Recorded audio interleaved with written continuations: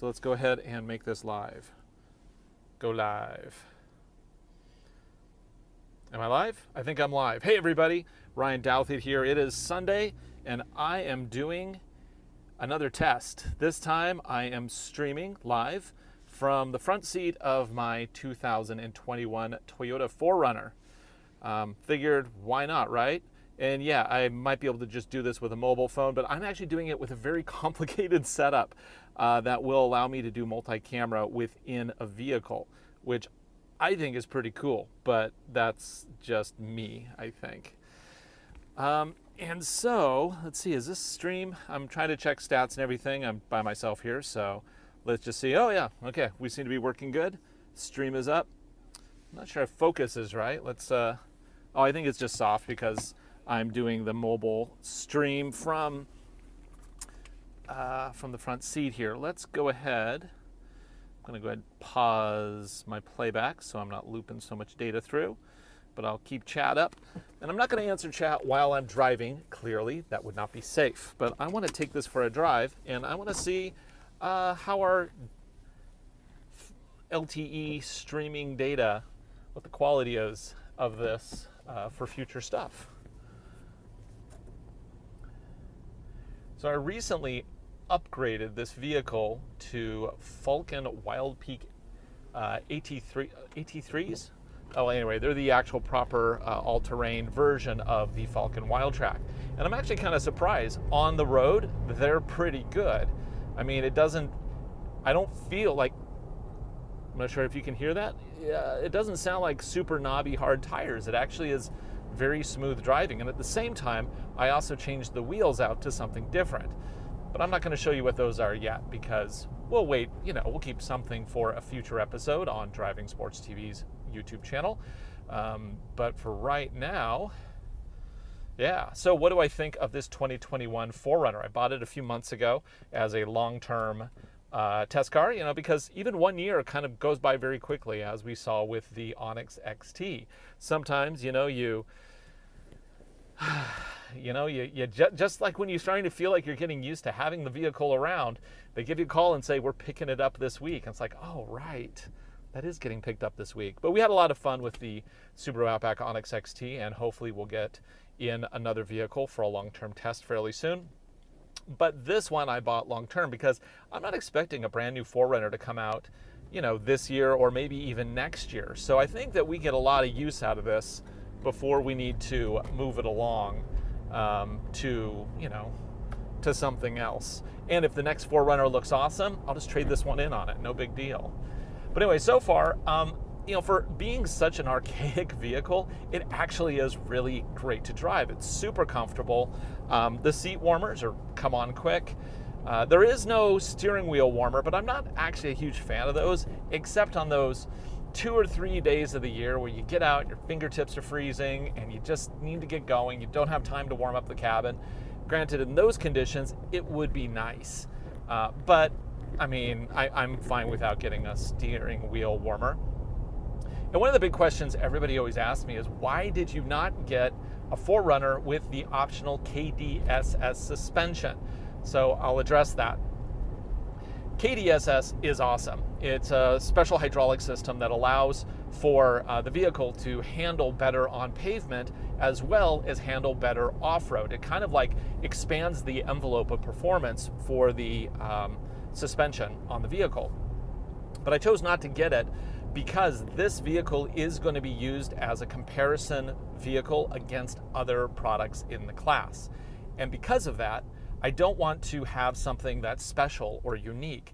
KDSS is awesome, but if you compare the number of SR5 4Runners, as well as the TRD Off-Roads, and all just the different flavors of 4Runners you can get, and of those, only the TRD Off-Road is available with KDSS. You're already taking a select trim and then making it a select version of a select trim if you opt for KDSS. So to make this a fair comparison against other vehicles in the class, I opted not to have KDSS. If I did not have a show, if I did not have any reason to do a competitive analysis, I absolutely would have bought it with KDSS. I hope that makes sense.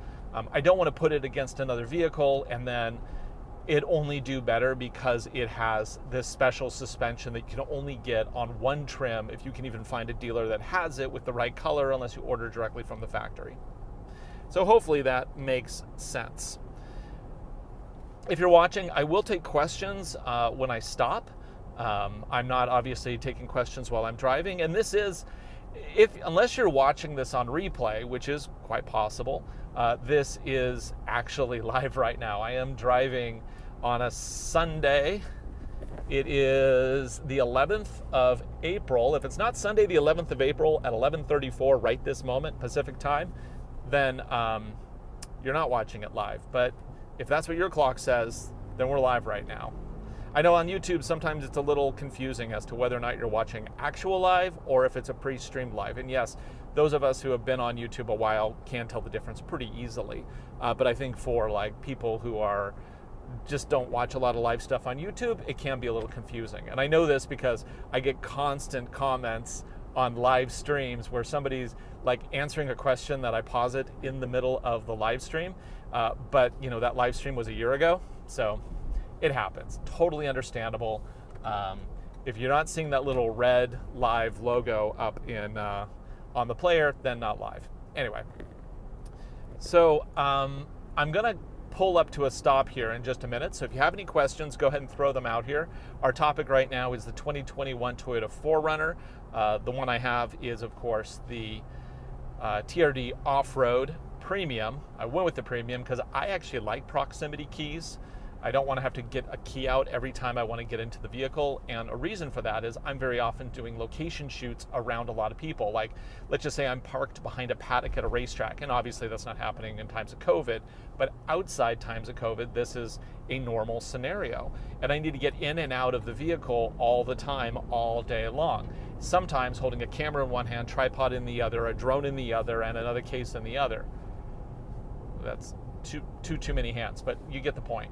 I would rather just walk up to the vehicle, open the door with a proximity sensing key than have to fumble for a key. So that's my rationale. I understand it doesn't work for everybody, but a lot of people who watch the I bought a 4Runner video have had that question. Cheaper Charlie, you say, on the road, just wanted to thank you for all your hard work. Thank you for watching. I really appreciate it. And I really especially appreciate everybody who has jumped over from our main channel and also extended themselves and subscribed to our live channel. I think we're going to do a lot of cool stuff. This is testing a setup that I could actually do 4 cameras in a car simultaneously with mobile streaming data. It's pretty awesome. And so I'm just testing it with 1 camera right now because I'm just trying to keep it simple. I'm, make sure that the data stream kind of works around town properly. For anybody curious, this is using an RX0 camera. That's what I'm on here right now, and I'm still using a color profile that we shoot in for our show, so it's a little on the flat side for streaming. I understand that, sorry. And then it's using what am I using here? A Rode Wireless Go. And I like the Go not because of the sound quality. It's really not the best. I use a Sennheiser Lav, which is decent. I also have a Countryman, but I'm not using it for this. And I like the Go because the receiver is so incredibly light. I can mount it to the RX0 camera on the suction cup mount, and I don't have to have a separate support for it. Even my Sony, which is just a little bit bigger, has enough mass that it kind of torques the camera a little bit while going over bumps and stuff. So this way I can avoid that. And then for streaming, I'm using a Teradek Video Go with a dual wireless transmitter setup, and I think I'm only using I'm using pretty low end data right now because I just want to kind of start basic and then kind of ramp myself up to see at what point do I break it. But anyway, for those of you who are just joining this live stream, yes, we are live. I'm driving my 2021 Toyota 4Runner around town. I'll answer your questions when I come up to either stoplights or when I pull off into a parking spot. Here's Bellevue College. I'm passing by Bellevue College. I actually went there when it was called BCC. Actually, that's where I learned video production in 1992. Yeah, I went to BCC for their video production thing back when we were still using jog shuttle tape decks. There was one nonlinear edit station in the college or the community college, at the time, and us lowly freshmen were not allowed to use it. It was for seniors only. It was at an Amiga setup. That's really dating myself, I know, but it's fine. So let's see. I'm going to take a right here, and I'll pull in to a parking lot in a couple minutes here. So if you have any questions, go ahead and throw them into chat. Clearly, I am not going to be monitoring chat while I'm driving because that is unsafe, and I always want to be safe. A couple comments, thoughts, I guess, about this 4Runner. The interior actually is really great to live with. It's really easy to clean. It doesn't show any signs of wear yet, and I've already taken this off-road a lot. It's gotten super dusty. We've cleaned it. It just seems to be built to take wear very nicely. The engine, not very fast. This is probably one of the slowest vehicles I've ever owned. 0 to 60, it takes a really long time. It really does. Pardon, by the way, I have allergies. I might sneeze at any time. Sorry about that. Yeah, so what are they talking about? Oh yeah. One thing that's important with a car that you can never get through a car review is exactly how well your body fits within the car. And for me, the 4Runner is just a perfect fit. There's a few cars that are like that. The Outback Onyx I fit fantastic in. Somebody like my wife is much more particular about seats and stuff like that. I seem to be okay with like 90% of the seats that are made. If a seat doesn't fit me and I am not comfortable with it, that's a pretty bad seat. But I have like no back problems or anything like that. Let's see, I want to pull into parking lot here, see if there's any questions. Oh, what is this? Where am I? Oh, I'm on the back lot of the college. Yeah. Let's see, stop sign. The world is watching, do a proper stop. Okay, that was kind of a proper stop. Let's do a U-turn. There's no cars here. This is like college back lot, and it's a Sunday, so there's nobody around. Okay, let's pull in right here, and we'll see if you have any questions. I see at least one question out of the corner of my eye. Okay. So, question. The 4Runner is showing its age. Do you feel the drivetrain is still relevant, or does it need to be updated for the next gen? Most people say the Taco engine transmission is no bueno. Yeah, I think we're going to see a significant overhaul in the next 4Runner, mostly because I believe the rumor is, I think I read that the rumor is currently that 4Runner, Sequoia, and Land Rover are all going to be meshed into one chassis. Obviously, they modify it for size and use and all that stuff. But the next revision is going to be massive on this vehicle. So I'm kind of not even sure what they're going to do with it. They definitely will be including a different powertrain. News just leaked today, actually. There was, or maybe it was yesterday, that the new Series 300 Land Cruiser is actually going to use the motor out of the Lexus LS 500. At least some early documentation shows that. So it's a twin-turboed V6 and getting rid of the V8. I would really be shocked if a new 4Runner did not have a hybrid option. It may not come, you know, it may not be first out, but like within a year of the new chassis, I can't imagine that they wouldn't do a hybrid powertrain version. And so I'm actually expecting quite a lot of changes with 4Runner in the next edition. Obviously, they are selling a ton of 4Runners right now, so if they did plan anything too drastic, they might be putting the brakes on that just to put a little pause on it. So I think that if we see any additional delays on the 4Runner, that would indicate that it's an even bigger change. Whereas if we see it next year, it'll probably be very similar to this vehicle. It's really hard to say. You know, Toyota is such a big car company, and they have so many models across the range, plus the fact that they have electrics and hybrids. They aren't as desperate to move their inefficient vehicles away from their inefficient platforms because they have enough efficient cars to even out their EPA requirements. Some manufacturers like Subaru, to get their EPA requirements, they have to have a CVT, they have to have a Turbo 4. I don't see how they can hit their EPA goals without doing that. So that's why you don't see an H6 with a Subaru. That's why you don't see a traditional automatic. Also the fact that they just don't have a modern one in their portfolio, and it costs $1 billion to develop a new one. So those are kind of my thoughts there. By the way, for those who just joined, sorry to have to repeat this, but with live, you have people come and go throughout the stream. I am currently driving in my 2021 Toyota 4Runner. This is an off-road, TRD Off-Road Premium. Sorry, I'm also driving, so making sure that everything is cool. Got this Jeep dude right behind me. And I will be happy to answer your questions the moment I come up to either a stoplight that I feel is going to be long enough, or I'll pull into a parking lot if I think that I've gone too far without answering any questions. So go ahead and get your questions up, and I will address them shortly. Oh, look, it's a light that I just missed, so we should have a second to glance. And no questions right now. Okay, cool. I know it's a Sunday. Everybody's out and about. This is a unplanned, unscheduled live stream, but I really appreciate anybody who's taking a moment to kind of pop in here. You know, it's Sunday. You should be out with your family doing family things, right? I'm supposed to be doing that as well. I ran into the office because I had a couple things I needed to take care of, and I had a thought about a configuration for live streaming within the vehicle, and right now you are seeing the result of that. Depending on how good this is or isn't, I'll make tweaks to this in the future. Right now in the studio, or the office, we have the 2021 Ford F-150. If you've were an early subscriber to this channel, you would have noticed that I did a live stream on top of a mountain there.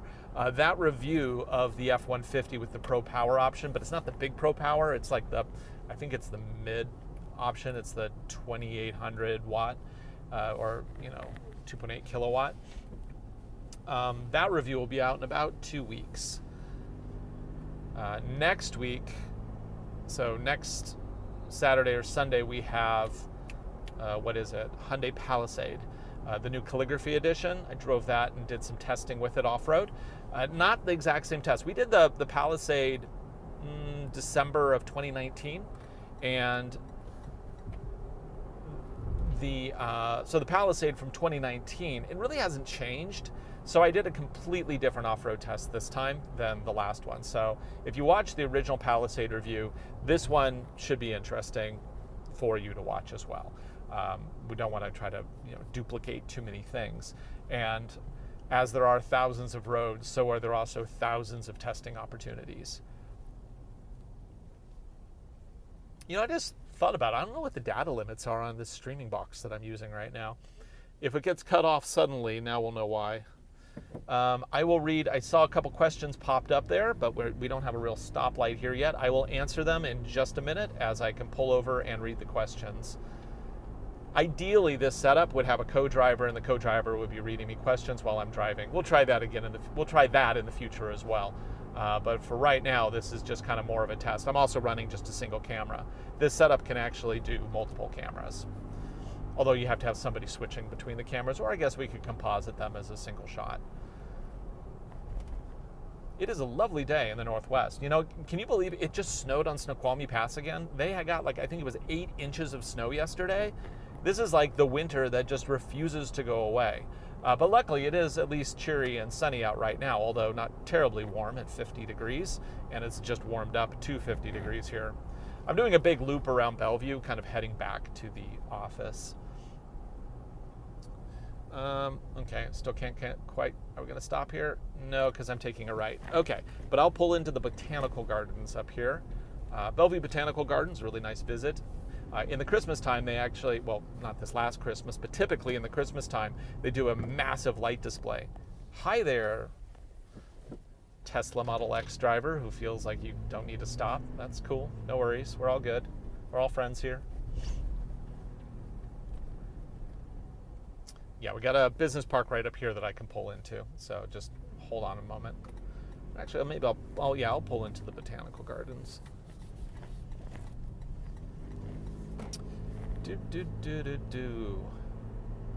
So tomorrow I am driving this 4Runner from Seattle to San Francisco. I am not going to film it. I actually did film a whole road trip with this vehicle. I drove it from Seattle to Las Vegas via Death Valley.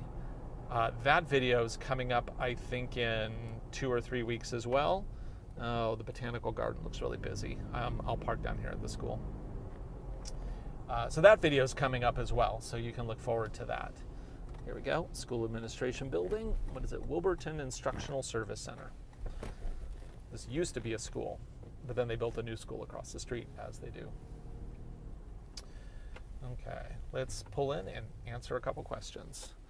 Okay, have I ever driven a 5th gen 4Runner with the 2.7? I don't think you can buy a... Oh, no, you know what? I've never seen a 5th gen with a 2.7 personally, so no, I haven't driven it. Personal pros and cons, 4Runner and Tacoma. Love the review videos, by the way. Thank you very much. I love seeing the performance straight from the factory. Yeah, pros and cons, 4Runner and Tacoma. The 4Runner I fit in. The Tacoma, I just never feel like I have enough headroom in it. The floor feels crazy high. For some reason, they got the dimensions right in this one. They didn't get it right in the 4Runner. Also, the powertrain, this is not fast by any measure, and it's not efficient. I'll answer David Garcia sorry. I'll answer your gas mileage question in just a moment here. The powertrain in this isn't efficient, and it's not fast, but I find it smooth and predictable. The Tacoma has a couple like laggy spots in the transmission and the overall powertrain. I prefer the 4Runner's powertrain, to be completely honest about it. Economy is pretty bad. It is, and there's no two ways about it. Around town right now, I'm getting 16 miles to the gallon. On the freeway, I get about 20. Now, 20 sounds awful, but when you compare it against V8s and V6s, even Turbo 4s, if you're really keeping the throttle in, you're within a couple MPGs of the more efficient vehicles, but not the most efficient vehicles. Obviously, the most efficient vehicles are the smaller ones with no horsepower. Those vehicles clearly have much better. But if you're actually comparing vehicles shaped like bricks with V6s or better in them, you're going to get around 20 mpg. So this is kind of, it's on the low side of par for course. Yeah, well, I mean, yeah, I know there was some 5th gen options in the engines there, but I've never actually seen or driven one that I recall. So I have no thoughts on them, sorry. At first I was thinking that was a 4th gen because it was so long ago, but no, you're right, it was a 5th gen, I think. Anyway, yeah, here in the US, we obviously now we just have the one option. Also, it's kind of interesting, there's no like, I don't know, there's no, it seems like all 4Runners are pretty nicely equipped overall. It seems like even when they get you down to just a hand key and fabric seats, the rest of the stuff on the vehicle is actually kind of more mid-range than low-end. They just don't seem to offer an actual like low-end version of the 4Runner. I mean, plus also you can't get a manual version of the 4Runner anymore. Although it is cool, I was noticing you can get a 6-speed in the Jeep Gladiator, which they never put those in the press fleet. Probably because a lot of journalists can't drive sticks anymore, which is sad. But I would love to drive a Gladiator 6-speed. The Gladiator I want to drive is the absolute entry-level model. That's the one I want to drive. But they always give us like these insanely priced, bumping on 70 grand. 70 grand for a Gladiator. I mean, that's not, I kind of feel like Jeeps and trucks are things you want to go up and beat up. And wow, 70 grand, that's a lot of money. You can get an F-150 for 70 grand that has seat massagers. The Gladiator doesn't have seat massagers. I know, totally different vehicle. I am going to be pulling back up to the office here, so if you have a question, I will come back to your question in just a minute. I need to pull off before I can read the comments, because clearly can't do it while driving. And then we'll wrap up this live stream. But now you can probably understand why I wanted to do a totally separate channel for live stream. Though obviously the contents are going to be intertwined between the live and the regular, some people have no interest in these kind of unrehearsed, unplanned, unglossy, no slow motion, color graded type videos. and that's cool. That's fine. I get that. But for those who do want it, or for the people who don't care about the glossy stuff and only want, the real, this is it's an alternative, and both will, coexist, and both will do different things. Many cases with the same vehicle. In fact, we're working on trying to get scheduled the new Honda Civic Type R Special Edition. Honda has said yes. We're just trying to get the schedule sorted. If we can get that schedule sorted, then that'll probably be the next one that we do a live in-car with. Okay, to answer questions. Do you think the powertrain will change with the next generation 4Runner? Yes, absolutely. Would you consider buying an Xterra if Nissan were to bring it back and to base it on the upcoming Frontier? Yeah, I would. I always wanted the Xterra. When it first came out, I was on the younger side. Well, let's say, I don't know when it first came out, so I don't know the exact first time of it necessarily. I believe it was when it first came out that they had that signature yellow color. And man, when I saw one of those, I was just like, whoa, that thing looked amazing. So I kind of have, warm feelings about it, even though I've never actually driven. Have I ever driven? I've driven a Pathfinder, the old ones and the new ones. I owned a Pathfinder shortly. Weird story. My uncle owned an apartment building in Idaho, and one of his tenants drove to New Mexico and filled up a Pathfinder with rocks to the point where the suspension broke. He was driving it back home and he died in the car. I think that's the story. And nobody wanted the car, and somehow it ended up with me. I had a dead man's car. It was kind of creepy, kind of weird, but it never ran right. So I didn't keep it very long. I actually gave it to a buddy of mine that was a mechanic. I just said, here, you can just have it. Also, the creepy factor of having a dead guy's car, like, it wasn't just owned by a dead guy. The dead guy apparently actually expired in the car. So I could never drive that car and not feel creeped out that I was sitting where somebody had literally died. Anyway, so that was my Pathfinder experience. But the Xterra I always thought was really cool looking, and I would love to actually drive one. The question is will Nissan get it right? I think they've seen what they've done with the Pathfinder, how, they sold a bunch, but they lost their cred going to kind of more of a van-like setup. So if they do come back with an Xterra, it better be serious competition. They have the engineers to be able to do that. The question is do they have the desire to do that? I hope they do, because I would love to see more competition in this space, especially, push it forward a little bit. The way Ford's been thinking with their F-150, where they're like, well, we have a hybrid now. Well, you know what? We could also do a 7.2 kilowatt, 7.4, anyway, we could do a huge generator on board that can power a house. So that'll get people wanting that vehicle more so than just MPGs. So I think that if we can see some out-of-the-box thinking of, with the next Xterra, like what ways can we innovate in this space? I think that would be really great. However, currently I don't really connect innovation in Nissan. I find a lot of their stuff is just bland, boring, and seem to all be designed by committee. So they need to break that trend to really get anything that I think is going to be impressive.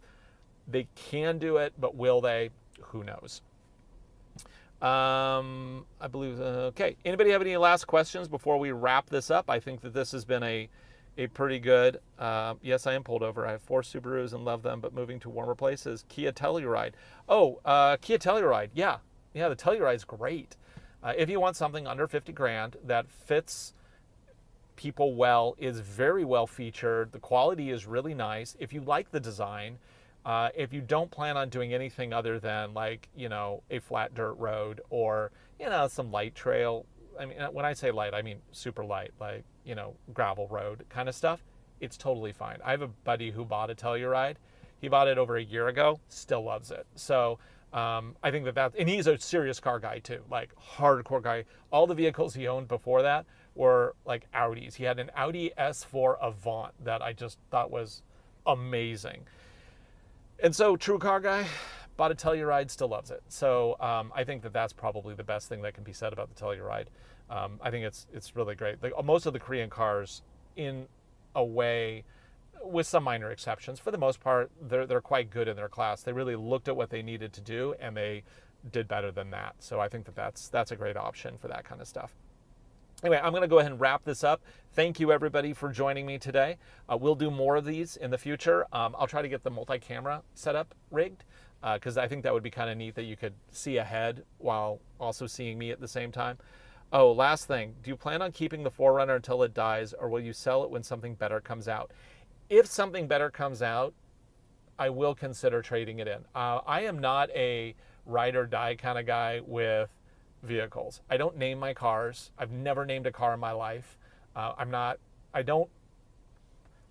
Maybe it's because I've driven literally hundreds of cars. I need to stop using the word literally quite so much. It's literally my biggest verbal foible. I've driven so many cars. I don't feel emotional connections to cars. There's cars that I feel better in, like I feel good in a particular car, but I don't find it with an emotional attachment. Tomorrow I could trade this in on a Land Rover. I'm not going to, but I did that. If I see something that will serve the needs that this vehicle serves better, and it's out tomorrow, and I'm not going to take a huge financial hit to do it, yeah, I do it. But I also think it's crazy to own a car for 1 year and to trade it in. Granted, I'm kind of an exception because I have actual use for the show for these vehicles. So what might not look like a good financial transaction might actually be a really good financial transaction. So, people shouldn't model their buying and selling based on what I do, because my world is a little weird. But I don't see anything coming out that is going to make me replace this. What I'll probably do, hopefully my wife isn't watching, what I'll probably do is actually buy another car and use another car as kind of the annual buy and sell swap out. That's something I'm considering doing, because this one, I really kind of want to have one vehicle that I kind of build up properly as a kind of a rescue vehicle for the show, in case we need something after, beyond just the comparison tool. I think that it would also be good just to have something that's rigged up properly for remote stuff. Yeah, so that's the short version. Yeah, I know. I am Charlie. I am hoping to get 1,000 subs on this channel really quick, because there's so many features that I have on my main channel. Like, my main channel has all the features, but I also think that the way YouTube is designed, well, not I think, the fact is that the way YouTube is designed, the algorithm, if you introduce content that is structurally or thematically much different from your main content, and people's behavior is different to that content, it can seriously punish your channel. A great example is Matt Farah over at The Smoking Tire. And I think he's spoken publicly about this. You could just look at the numbers. Basically, he had The Smoking Tire, and then he started doing podcasting. And they started dumping his podcasts onto the Smoking Tires channel. And in doing so, his views kind of went down the drain, because the algorithm, when you have two audiences, the algorithm just sees significantly fewer of your overall are watching these videos. And in that case, then it starts to depress your entire channel into oblivion. And so that's why he split off podcast. That's why everybody, any of the big guys, you'll notice that they have one channel that produces one kind of content, one that produces another kind of content, because the algorithm really doesn't like to mix together the types of content. And I've been really wanting to do more live stuff. For those who may not know, back in 2008, we broadcast live from STPR in the middle of Pennsylvania. That was when Travis Pastrana was running with the Subaru Rally team. We had to run a line out to the venue, and then we had to figure out how to do multi-camera. We were shuttling tapes back in from the field. It was crazy. I think it might have been the first internet broadcast of a pro rally event in the U.S. I'm pretty sure it is. And that was, we had to build our own player. We had to negotiate our own data feeds. It's so much easier now. And then after that, we actually did a variety show on Driving Sports channel, and you can still see remnants of that. If you dig deep enough on the main driving sports channel back around, I think it was 2009-ish. We had a building, and in the building we did a regular variety show. Basically, it was a car show where we did some pre-recorded clips. We did. It was not a good show. We tried though. We tried really hard. So live has always been around. Anyway, let's see. Go on a trail. I can't go on a trail right now. I do want to do a live stream from a trail, and I will do that. I just need to find a trail that is interesting enough to make it worthwhile, that also is within cellular connectivity enough to make it worthwhile. I could probably do something from that section of the Overland Trail. The problem is once you go over a hill, you lose data. You only have data in certain hills and troughs around there. So not always ideal. Anyway, I'm going to go ahead and wrap this up. Thank you again for watching, guys. I really appreciate it. Stay tuned. We got a lot of great stuff coming up. I have no idea how to stop this stream from, oh, I guess I could do it from here. But thank you once again. I really appreciate all the support, guys. From Driving Sports TV, I'm Ryan Douth, and thanks for watching. We'll see you.